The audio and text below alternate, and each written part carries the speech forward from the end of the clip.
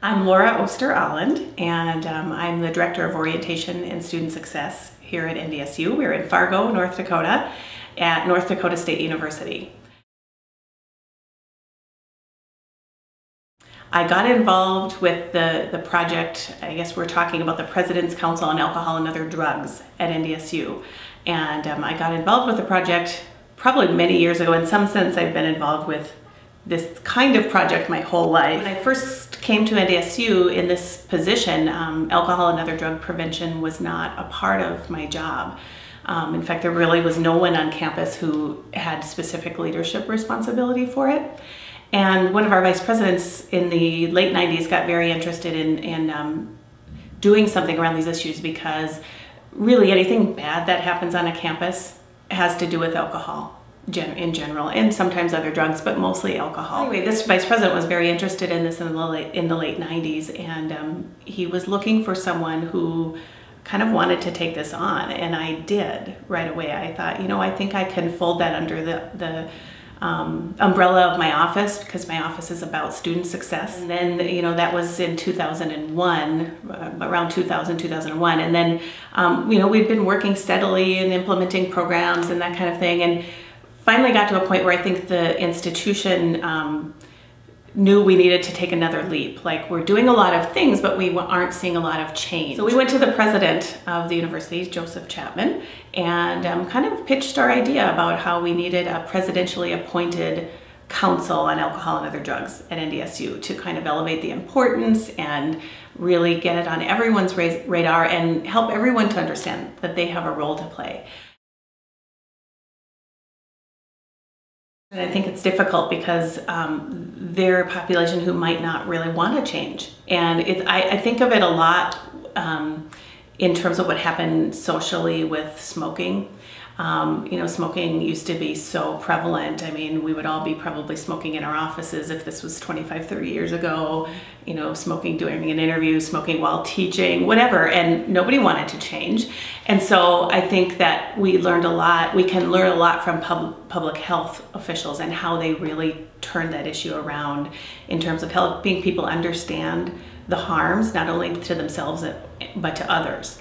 So that is a good model for us, and I think that's really how we get students engaged. And I think they're becoming more and more engaged, because not only is high-risk drinking detrimental to themselves, but trying to point out that they suffer from other people's high-risk drinking as well, in terms of drunk people coming back to the residence halls and making messes or keeping them up late, or friends who just, they have to babysit, or even in terms of drunk driving and the risks that those students who may not use alcohol face when they get in a car with a drunk driver, or if they're just on the road with a drunk driver. So I think helping students understand that this issue impacts them even if they don't engage in high-risk drinking. We unveiled the strategic plan to address high-risk alcohol and other drug use this summer, and it will really roll out this fall and start action. So we're doing a variety of creative things like coffee collars around the coffee cups, and little cards that we're giving to faculty and staff. All deans, department chairs, and anyone really in leadership will receive a hard copy of the plan and be asked to look at it and see how that they can be a part of it, and that they will be held accountable to being a part of it as well. So we'll do those kinds of things. There'll be a series of emails to students. We're working on something right now where we'll be emailing students and asking, first-year students, asking them to take an online alcohol education intervention. And so a wide variety of just sort of media techniques to get their attention. We'll be rolling out what we're calling Campus Live. So every Saturday night on campus, students will find fun things to do. DJs and Guitar Hero contests and whatever, and it'll be planned by students for students. Because actually it will be led by our campus programming board, which is completely made up of students. One of the things that we'll do at these Saturday night events is what we call, it's our Club NDSU. So we sort of do a mock club atmosphere, and when students come in, they swipe their ID, and we mainly do that so that we can have their email addresses. And what we do is then when they'll come up to the bar and they'll get a Coke or whatever we're serving that night, and we'll swipe their ID every time they get a drink. And then after the event, we actually send them a personalized email that says, Najla, you were at this event on Saturday night. Thanks for coming. We hope you enjoyed it. And then if you, just for your information, if you had been at a bar or a party, you had 8 drinks over the course of 2 hours. Your blood alcohol concentration would have been approximately whatever, and then we refer them to a website where they can actually calculate their using their own weight, and because we just do a standard one, and then the website has some additional alcohol information on it. So, and the whole, I think, approach with this event and with our efforts in general are harm reduction. Because we wouldn't really care how much people drank if bad things never happened. So if we can reduce the harm associated, we can really help students out in general. So. We knew early on that we needed to engage the community because I like to think about alcohol prevention work in a framework of an environment. So students don't make decisions about whether or not to drink or how much to drink in a vacuum. They're influenced by the laws and policy of their community, the enforcement levels in the community. They're influenced by adults in their lives. They're influenced by media messages. So that's really the approach we've taken. So we have engaged, in fact, how we kicked this whole thing off back in 2007 is through a community stakeholder meeting.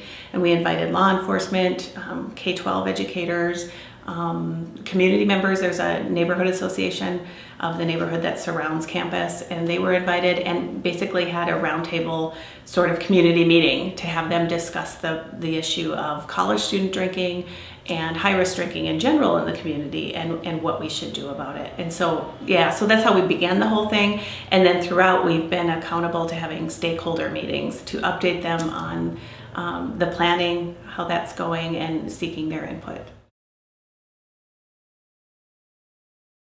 The last 10 years, North Dakota is ranked either first, second, or third in the nation in alcohol abuse, alcohol dependence, DUI, and what's interesting about it, it's not just young people, it's across all age groups.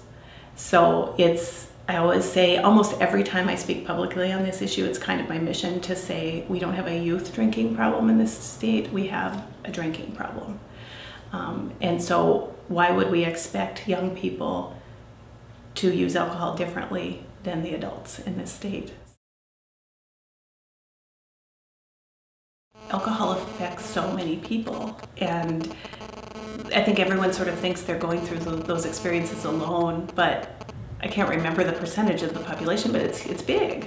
And so it makes me care a lot about this work because I think a lot of people just think, college students will be college students, you're never really going to change their behavior. This is a time of life where that's just what they do.